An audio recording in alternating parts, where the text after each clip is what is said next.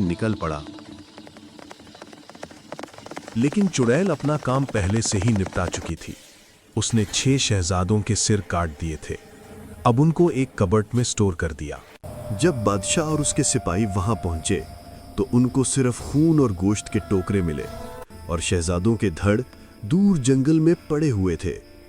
उनमें से कुछ शहजादों के मुर्दा जिस्मों को जंगली जानवर खा के चट कर चुके थे और शहजादों के सर घर के अंदर कबाड़ में स्टोर किए हुए थे।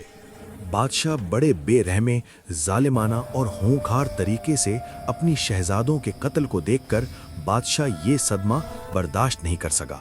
ये कहानी है एक बादशाह की जिसकी विशाल सल्तनत थी। उसका महल इतना अद्भुत था कि लगता था जैसे जन्नत जमीन पर उतर आई हो।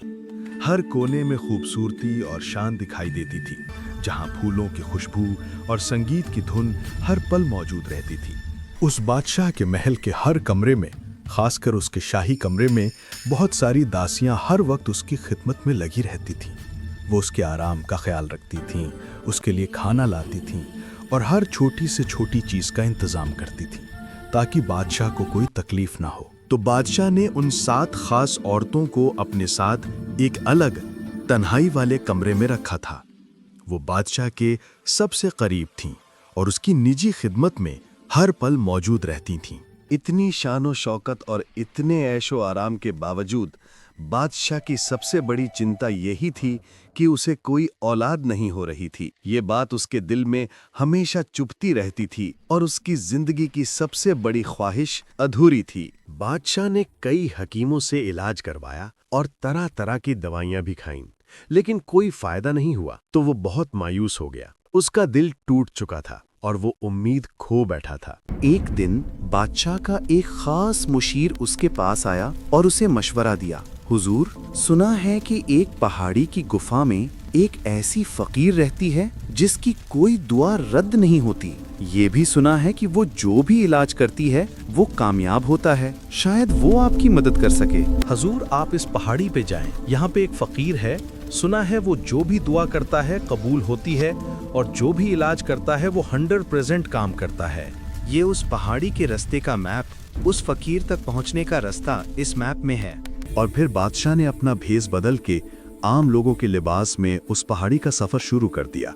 वो पहाड़ों के मुश्किल रास्तों से गुजरते हुए बिलाखिर उस फकीर तक पहुंच ही गया। मैं आपका नाम सुनकर ही यहाँ किले पर आया हूँ। ये सारा एरिया मेरी सल्तनत में आता है। मुझे पता है तुम यहाँ पे क्यों आए हो, इसलिए मैंने पहले से ही तुम्हारे लिए बंदोबस्त कर लिया है। सुना है तुम जो भी दुआ करते हो वो लग जाती है और तुम्हारा कोई भी इलाज खाली नहीं जाता। मैं बस अल्लाह का नाम लेकर दुआ करती हूँ और इलाज करती हूँ। कबूल करने वाला और शिफा देना अल्लाह ही है। ये लो, मैंने इन पर अपना वजीफा कर दिया है। अब तुम इनको ले जाके अपनी बेगमों को खिलाना, तो उम्मीद है उनको हमल हो जाएगा। बादशाह ने अपने महल वापस लौटकर अपनी 7 बेगमों को एक एक अमरूद खिलाया। हर बेगम ने अल्लाह का नाम लेकर उस अमरूद को खाया, इस उम्मीद के साथ कि उनकी औलाद की दुआ कबूल होगी। और फिर फकीरने की दुआ कबूल हुई। कुछ ही वक्त में बादशाह की 7 बेगमें उम्मीद से हो गईं। इस खबर से बादशाह की खुशी का ठिकाना न रहा। उसका दिल शुक्र से भर गया और उसने फकीरनी का शुक्रिया अदा किया। पूरी सल्तनत में खुशियों का माहौल छा गया। वक्त तेजी से गुजरा और खुशियों का समा छा गया जब बादशाह की 7 बेगमों ने एक एक बेटे को जन्म दिया। पूरे महल में जश्न का माहौल था, लेकिन इनमें से एक बेटा थोड़ा कमजोर और सूखा सा था जो बादशाह के दिल में हल्की सी चिंता पैदा कर गया। वक्त गुजरता रहा और बादशाह के 7 शहजादे बड़े हो गए। एक दिन जब 7 शहजादे शिकार पर जाने की तैयारी कर रहे थे तो उन्होंने कमजोर शहजादे को साथ ना ले जाने का फैसला किया। उन्हें लगा कि वो शिकार की मुश्किलात को संभाल नहीं पाएगा और उनके लिए बोझ बनेगा। कमजोर शहजादा उनके फैसले से दुखी हुआ, लेकिन उसने हिम्मत नहीं हारी। चुपके से वो अपने घोड़े पर सवार होकर दूसरे शहजादों के पीछे चल पड़ा, इस तरह से कि उन्हें पता भी नहीं चला। सारा दिन शिकार करते करते शहजादे अब थकान से चूर हो चुके थे। उनकी ताकत जवाब दे चुकी थी और उन्हें सख्त आराम की जरूरत थी। शहजादे कमजोर शहजादे को देखकर बहुत नाराज हुए, लेकिन सफर की थकन ने उन्हें इतना चूर कर दिया था कि वो अब इस बात को भूल गए और कमजोर शहजादे को अपने साथ लिए चले। सभी शहजादे बुरी तरह थक चुके थे। उनकी ताकत अब जवाब दे चुकी थी और उन्हें आराम की सख्त जरूरत थी।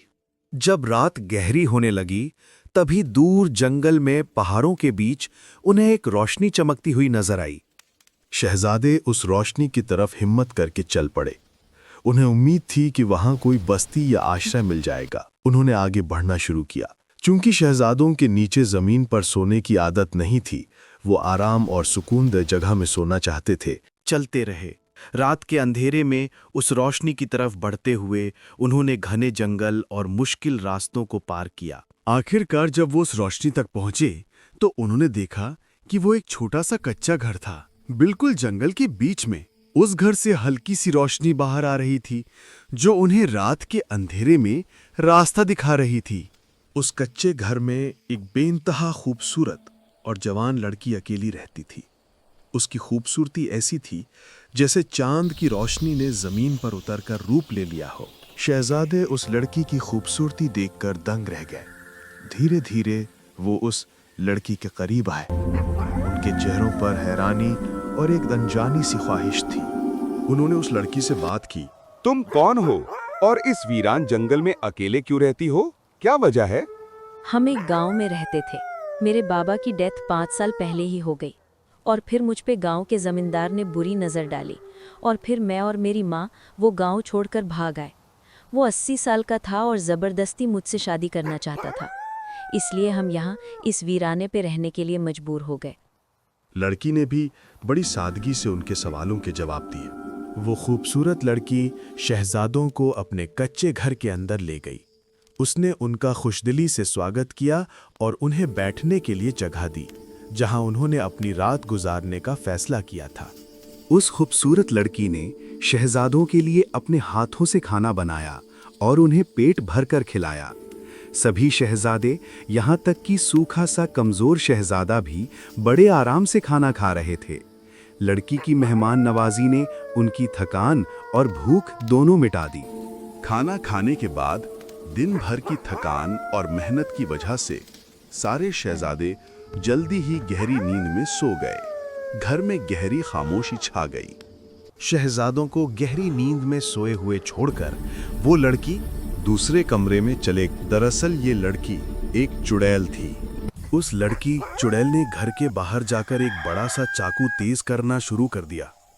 चांदनी रात में उस चाकू की चमक और उसकी तेज करने की आवाज जंगल के सन्नाटे को तोड़ रही थी। उसकी आंखों में अब कोई मासूमियत नहीं थी, सिर्फ एक खूनखार इरादा झलक रहा था। सब शहजादे गहरी नींद में सो रहे थे, लेकिन एक कमजोर सूखा सा शहजादा अभी तक जाग रहा था।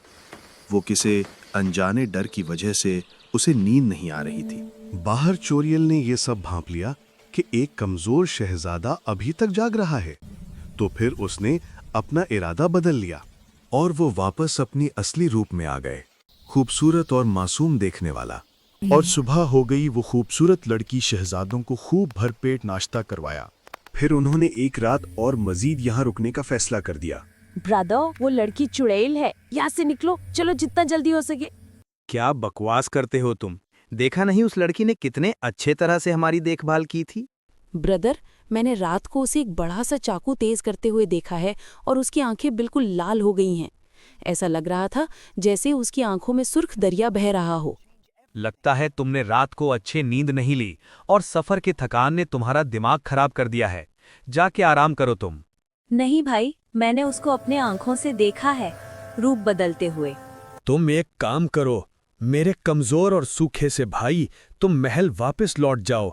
हम मजीद कुछ दिन यहाँ पर क़याम करेंगे। निकलो यहाँ से, तुम दफा हो जाओ भाई। इसे आधे रास्ते तक छोड़ के आओ, वरना ये हमारा शिकार खराब कर देगा।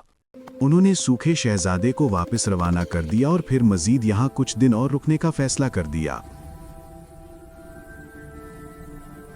कमजोर शहजादा बहुत तेजी से अपने महल की तरफ जा रहा था।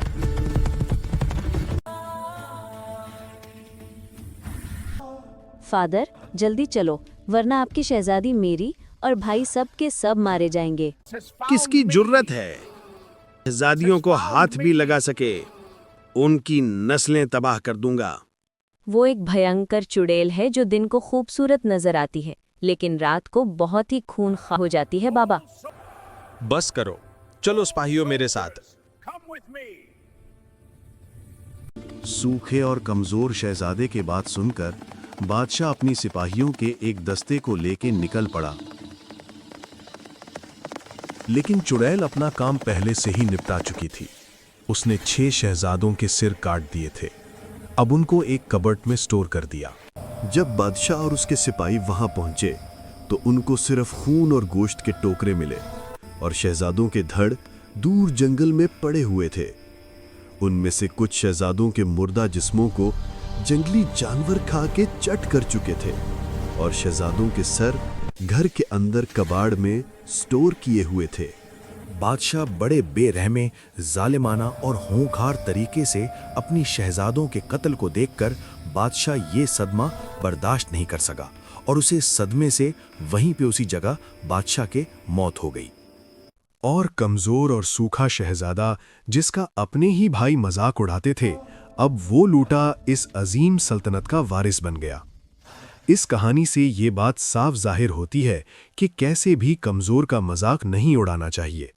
ताकतवर मारे गए और कमजोर इस सल्तनत का वारिस बन गया और अब उसके ही नस्ल से ये सल्तनत आगे चली गई और अब यहाँ से इस कहानी का एंड होता है।